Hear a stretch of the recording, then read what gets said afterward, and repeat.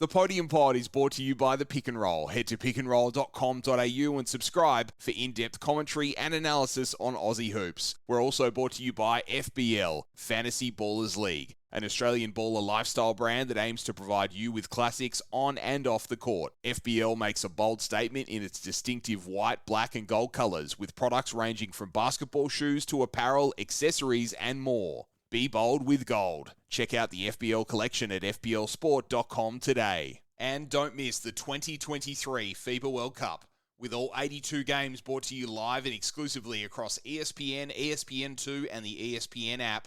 Plus, all Boomers games, Team USA games and finals will be available on ESPN via KO freebies at no charge.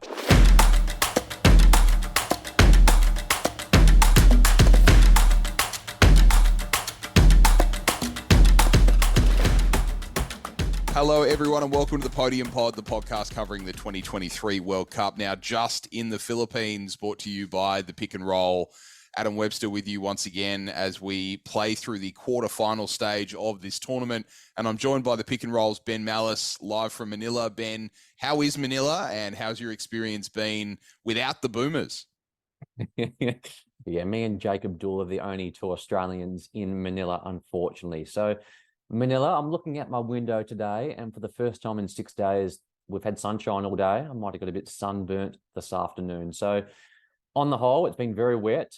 It's been very wintry and very humid, and a chaotic city. Anyone that's been to Manila can no doubt attest, but the traffic is next level.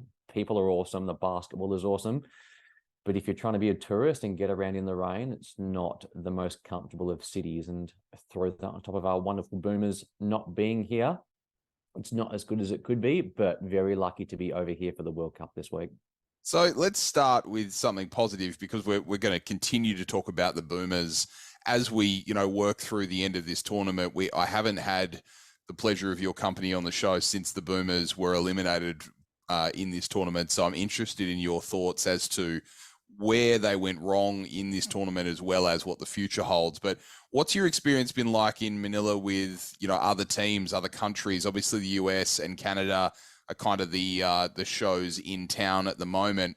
What exposure have you had to, those teams and others that have made that quarterfinal stage in Manila?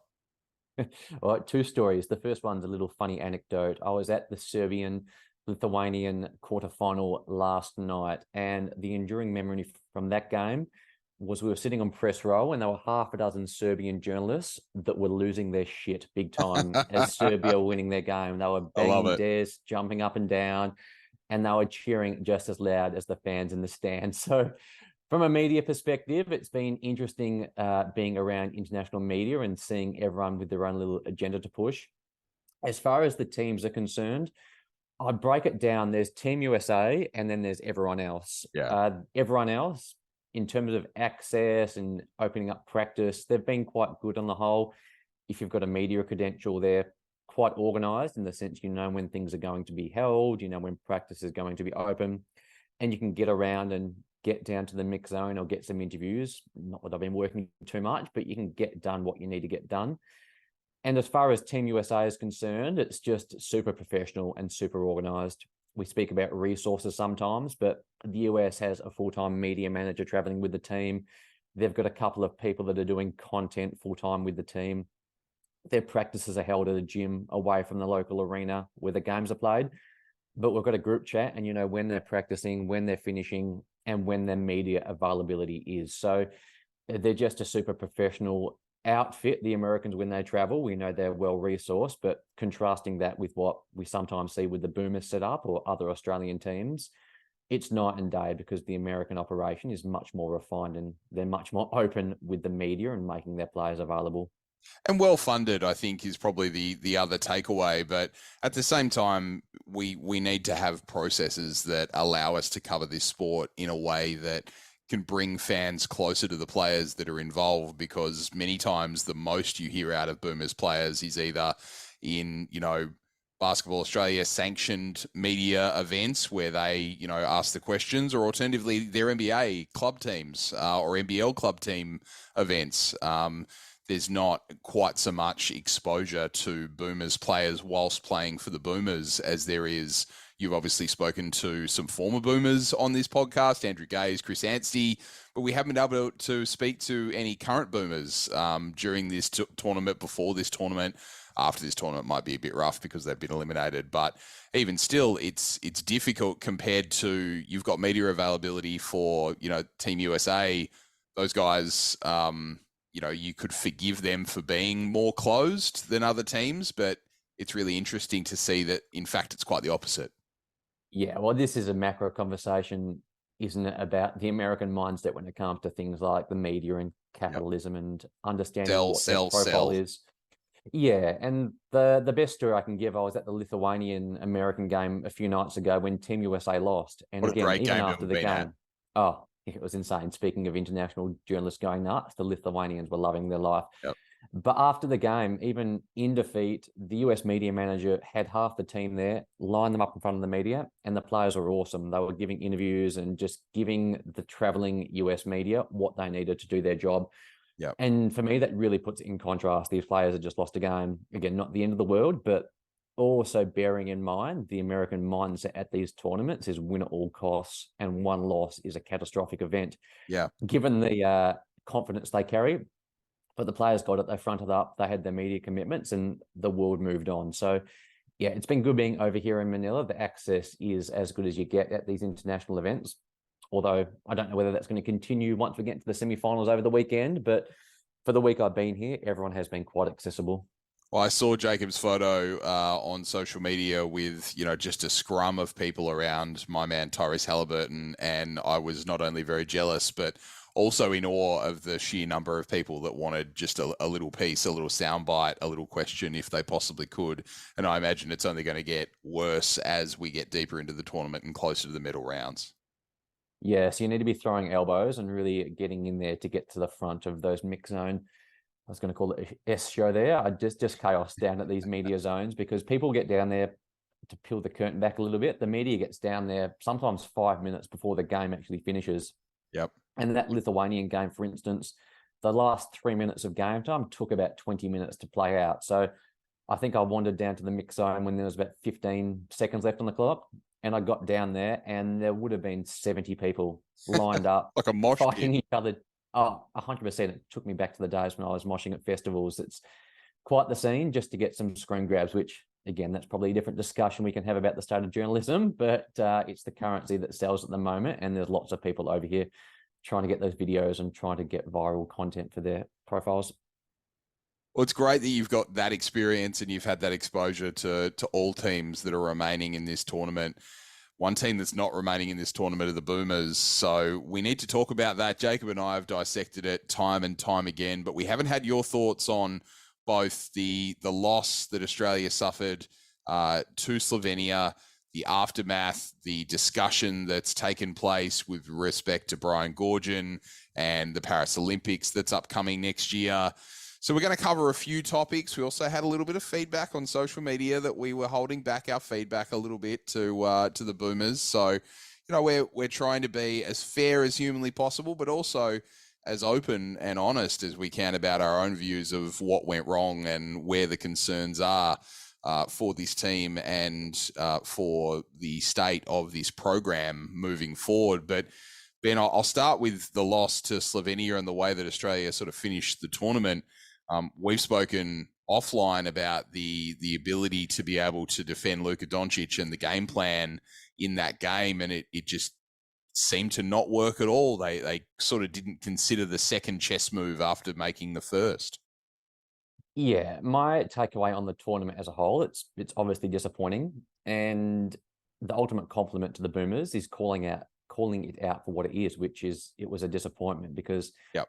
To take it back a little bit further, the Germany game a few nights earlier, which they lost, that was a tight game. We did make some mistakes down the stretch. Those type of games happen in FIBA all the time. We've seen it. We saw it in the quarterfinals a couple of days ago, and that American-Lithuanian game I referenced before, that these are good teams. And when you get close games involved, things are going to happen. You're going to win some, you're going to lose some. So the loss to Germany didn't concern me too much over and above the fact that we lost a game. But then you flash forward to the Slovenia game, and we got demolished. Like, I know we can look up and say in the fourth quarter, it was a one possession game and Josh Giddey went on a run and we'd brought the score back. But all of that happened with Luka Doncic in foul trouble. And if Luka doesn't get that foul trouble, then for mine, the game is a blowout and it's over after 3 quarters, because you're spot on pointing out what we were doing at the defensive end in that game specifically. It looked like the team was caught in 2 different minds. We were trapping Luka, and like you say, we weren't actually emphasizing and executing our weak side, our second side defense. And it just meant that we were giving up a layup line or a bevy of open threes to the Slovenian players. And again, some of that is obviously coaching, some of that is execution. But for mine, the biggest disappointment is that we've spoken about the defensive ability of this team and how it was our elite skill heading into the tournament. We had Josh Green, Matisse Thybulle, Dyson Daniels all down the line. And none of those guys in large stretches got the opportunity to go up against Luka Doncic one-on-one. There, for mine, was a lack of trust in those defenders to try to shut him down. And the result was, like I said, the final score was indicative of where that game was at for mine, a double-digit defeat where we didn't deserve to win the game. And the annoying part is Luka obviously balled out, but we were giving his supporting cast the opportunities to do things offensively that were quite easy for them. So for mine, that loss to Slovenia is the most disappointing aspect. That might sound like an obvious statement to say out loud, but again, we failed to beat the team that we needed to beat to progress. And that's a trend that we've seen over the last 4 or 5 major tournaments, that even taking it back to 2016, we did lose to Spain. We did get blown out in the semi-finals. 2019 at the World Cup, same thing. We lost to Spain, we lost to France. And at the Olympics 2 years ago, yes, Paddy went nuts. We won that game, but we also lost a semi-final when we were up by 15 points. So the team in that sense continues to lose to their big opponents when they need to get the wins up to really elevate. So all of that is a long way of saying that the Slovenian defeat was very disappointing, and that's the best way I can describe the tournament as a whole. It was a disappointing experience for the team. And we've seen a lot of sort of vitriolic comments on social media toward the performance, and it is disappointing. I think I called it an abject failure on the previous show. But you also have to remember that every single team remaining in this tournament has lost at least one game.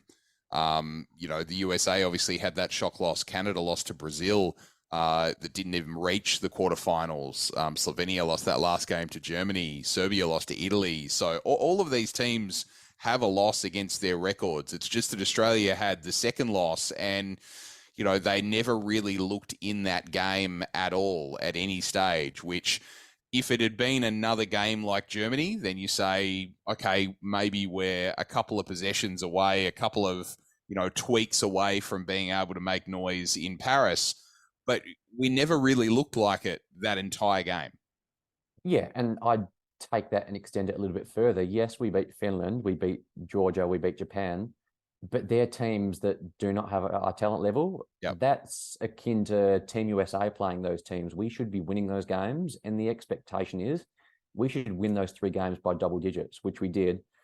But with where this program's developed to, and the fact that we are, I think, the 3rd highest ranked team in the world, we've got all the NBA players, we've got the cohesion, the culture, all these things that we talk about. Like, we need to be a bit harsh when it's time to be harsh and say that we were 0-2 in games that challenge us. So flip it a different way. We didn't beat a team that challenged us at this tournament. And that's why we're home after the second group stage. And we can point to some promising signs that came out, sure. But for mine, this is the best chance we're going to have all decade to actually win a major tournament. And we failed. We didn't beat one of the big dogs.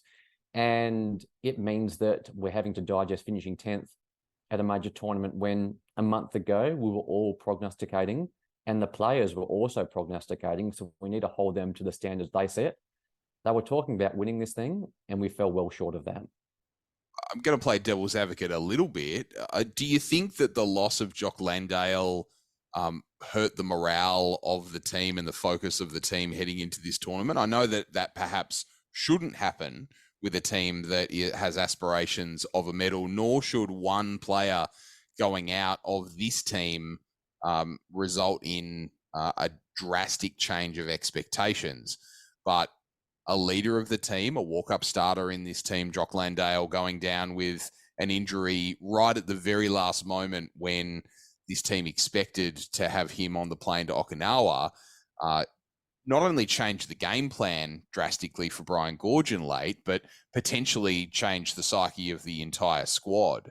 That could be a reason, but is it an excuse? Look, I might be a bit harsh here, but if that is a reason, then this team doesn't deserve to be playing here in the Philippines if one injury can derail them like that. Yep. And to give the team credit, I don't think that's the case. I've been lucky enough to spend time around Paddy in America and Joe Ingles and Dante Exum, and Josh Giddey's a very confident young man. The mindset these guys have, I doubt highly that the injury to Jock Landale would have played with them like that. I believe they would have had that next man up mentality and they would have come over here being confident. And I think it's almost a cop-out to give them the excuse of that being something that played on their mind. The reality is they just didn't perform. And we can say whether that's coaching or rotations or missed shots or bad defense, we can get into that. But for mine, the reality is they showed up here and they didn't perform like they know they're capable of. And I think that's why the Slovenia game, with the passing of a bit more time, gets more disappointing in my eyes, because we just didn't fire a shot. And we've spoken about the defense a little bit already. But even we could look offensively, Paddy, he had a decent tournament, but he wasn't at his best. Joe Ingles seemed to have lost a step in this tournament, and we can go on down the line. So, no, I don't think the injury to Landale played with them mentally. They definitely needed him out there, and they're going to need him in Paris to even compete for a medal. But the reality for mine is they just didn't show up at the level that they're capable of over the past 2 weeks.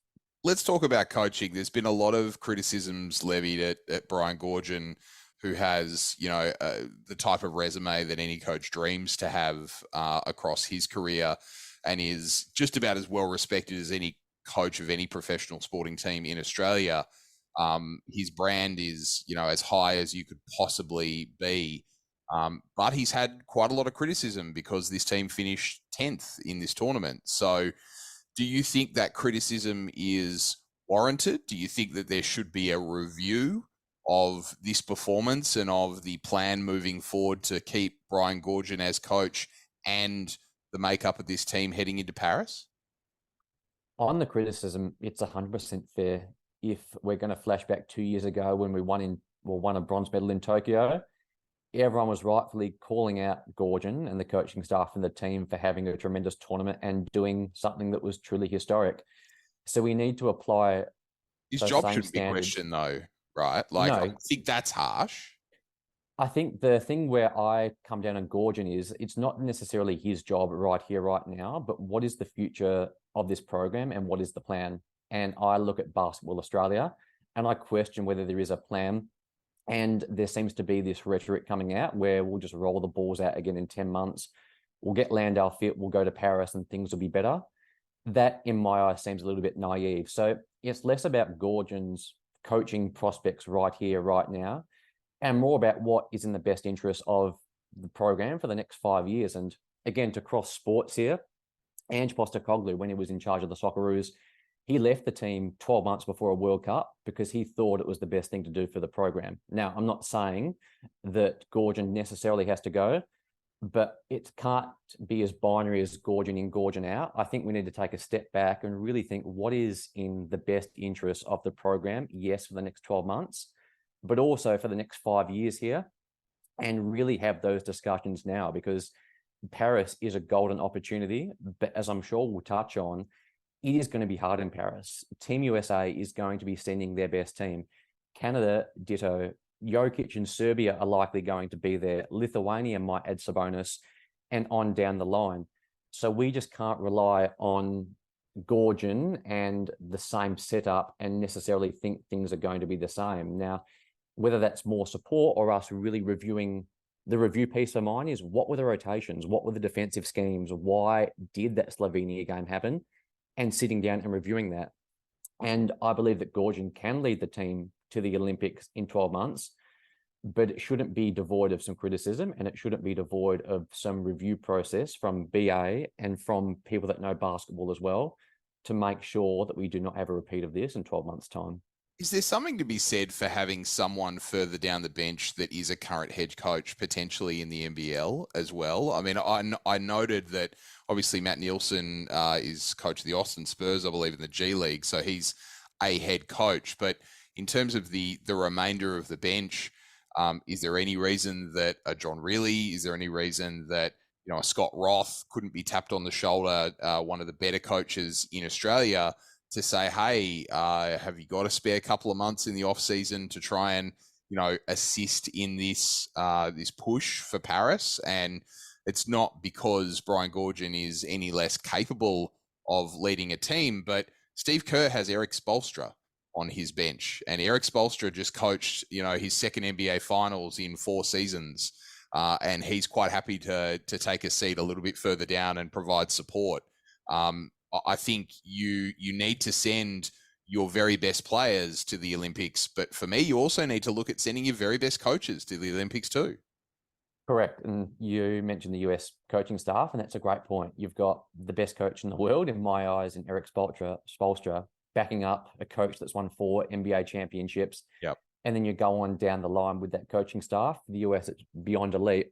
And that's not to disparage the Australian coaches at all, because we have great coaches on, of course, that team. And you touch on whether we need an NBL coach. I don't think it has to be NBL or NBA. I think Goorjian, it's obviously bad what's happened to the club team he was coaching under over the past week, and he might have a professional job for the next 12 months. But for the Boomers, and putting our Boomers hat on, that might be a blessing in disguise, because my long-held theory with the Boomers now is that now that we've got a team that's full of NBA players, our head coach needs to know the NBA inside and out, because we're not dealing with NBL athletes only anymore. We're dealing with Josh Giddey, who next year, for example, is going to be eligible to sign a $300 million contract. And if that contract is held up or he gets injured, then he might want to sit out the Olympics to protect his nest egg, which makes all the commercial sense in the world. But we've never had to bargain with that in Australian basketball before. So with Goorjian potentially having a year off from his club commitments, I would want him to be spending 3 or 4 months in the US, touching base, traveling to Dallas to see the lads over there, going to OKC to touch with Giddey and checking on Jack White, and just really making sure that there's touch points, and spending the year not just getting to know the players, but really understanding the schemes they run in America, the game plans they have, because the excuse of merging this team together for the first time is relevant now, but in 12 months, we can't be relying on the fact that it's just a new group or we're integrating new pieces. We need to elevate beyond that and find the cohesion ahead of Paris.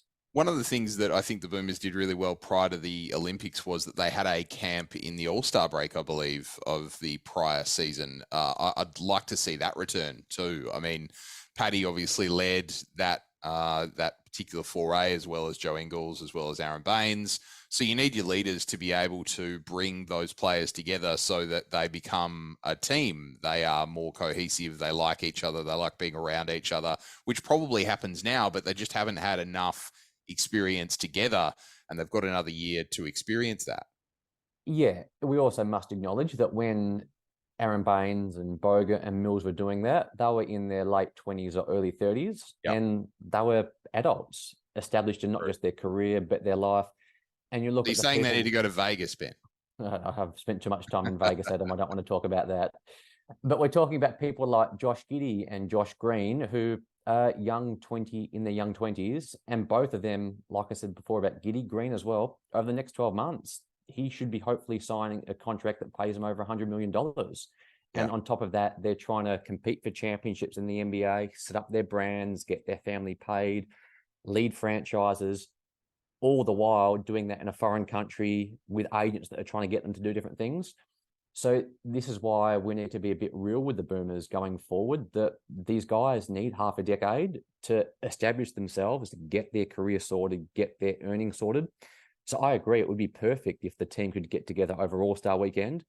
But I'm sure Josh Giddey wants to be playing in the All-Star game. I'm sure Josh Green wants to be playing in the 3-point shooting contest. I'm sure Dante Exum would love to be at the All-Star weekend itself. So, and that's why I say Goorjian getting over to North America is going to be vital, because the blueprint from a decade ago, it doesn't work anymore, because the standard of our athlete has improved over what it has been historically. I want to touch on a point you made there, which is that you mentioned 5 years, getting a team together in 5 years. We've got 12 months to get ready for Paris. So What do you foresee as the major challenges heading into this Olympics? And what do you see as the ceiling for this team? Because have you had to reevaluate where your expectations sit ahead of this next Olympic tournament? This might sound pessimistic, but I wrote 2 or 3 months ago that this FIBA World Cup would be the best chance the Boomers have at winning a major tournament for the rest of the decade. And I still think that's the case, because you look at the Paris Olympics next year, and I was speaking to one of the US journalists about this yesterday, actually, here in Manila, that Team USA is expecting their A team to show up to Paris next year. They're expecting Jason Tatum. There's talk of even Steph Curry playing at the Olympics for the first time. Wow. The Americans expect their best team to be at that Olympic campaign. And to be honest, if America is sending their best players, then I don't think any team in the world is beating them, let alone Australia. Yep. But even taking Team USA out of it, look at France. They're going to have Victor Wembanyama, and they could potentially have Joel Embiid playing on that team as well. Look at Serbia. I dare say Nikola Jokic is going to want to play in the Olympics because he is the best player in the world and probably thinks he can win that tournament. You've got Team Canada with Jamal Murray and Andrew Wiggins potentially adding to their team. So it goes from a point of us looking at the Boomers. We can't just say they have NBA players because they're going up against NBA All-Stars and MVPs. So if everyone's fit, then the ceiling for mine for the Boomers next year is a bronze medal. I can't see them getting into the final unless things really break their way. And then even with the Boomers themselves, that assumes they're going to be fully fit. What if Josh Giddey makes the conference finals with the Thunder and needs to rest up? What if Josh Green, same thing. What if Josh Green wins a championship with Luka in Dallas and just physically needs the break? So the margin for error of the Boomers has gone down, not just in terms of them themselves, because their players, like I said before, need to start establishing their club careers, but also because the talent base in this tournament is going to improve. And Paris, for mine, is going to be the most stacked Olympic field we've probably seen since 2008, because the unsaid thing going around at the moment is there is so much marketing money to be made by these NBA players in Paris next year. And you looked at what Karl Anthony Towns was trying to do, get the Dominican Republic there. Look at the team from the Bahamas.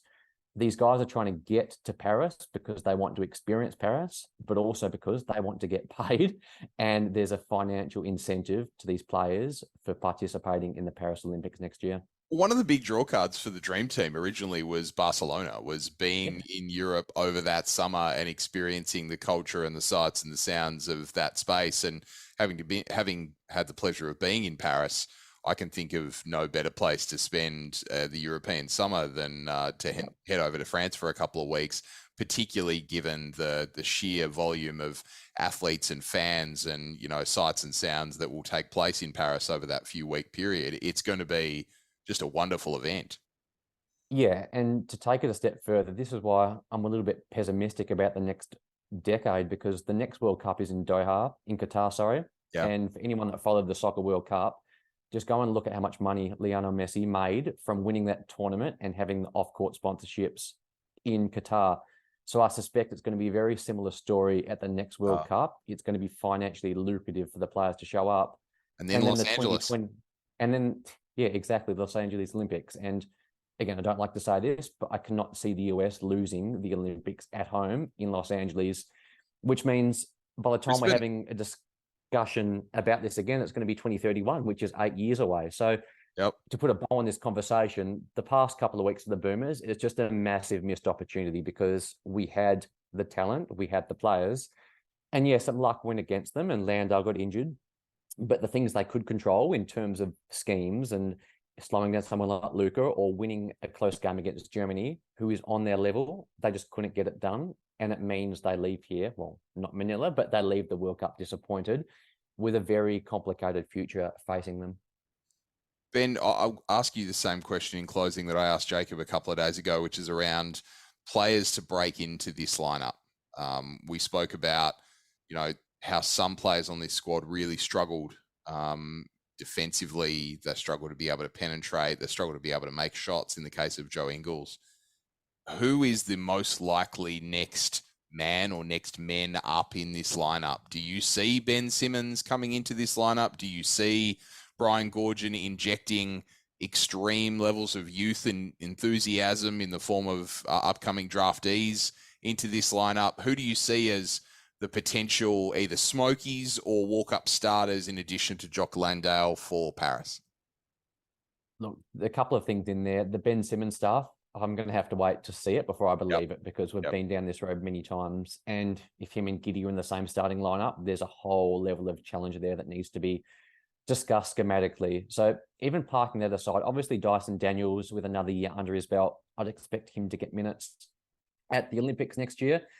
But the challenge on the court for mine is we are missing, in terms of a player prototype, is a combo 2-3 that can attack off the dribble and shoot the three. And we have great wing players at a 3-and-D level coming through. Josh Green, Matisse Thybulle, Dyson Daniels. We have Josh Giddey at the point. So I think those pillars are set. But the biggest challenge for mine is that player prototype that we need. There isn't anyone in the pipeline over the next 2 years that can really come in and do that at an elite level. And I think that's why people keep talking about Bryce Cotton, because if Bryce Cotton was 5 years younger, then it would be a great fit, because he is Paddy Mills at a bit of a lesser level, but someone that can attack off the dribble, shoot the ball, and really give this team what it needs, which seems to be an impetus of offense. So for mine, that's the biggest concern, that we don't have that player to slide in. But in terms of someone that can come in and play big minutes next time, I think it's going to be Dyson Daniels. And again, that's going to put the pressure on Goorjian to really get these lineups humming, because if you've got Josh Green, Josh Giddey, Matisse Thybulle, Dyson Daniels, they are long, rangy players that can defensively and schematically do wonderful things, but the scheme needs to work and the game plan needs to work. And you can't be, in my eyes, playing Nick Kay and Jawop Reith together for long minutes if those wing defenders are rotating in. So there are lots of tools there. There are a couple of gaps.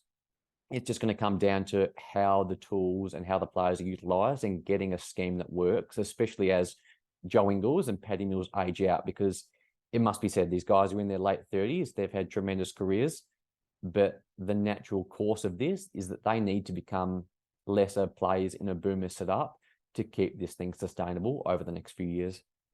Well, Ben, it's a bit of sobering discussion, but at the same time, it's one that needs to be very, very closely monitored over the next 12 months as we march on to Paris. Thanks so much for joining me again. Anytime, mate. Thanks for listening to the Podium Pod. We'll be back again after the quarters for a semi-final preview. See you again next time.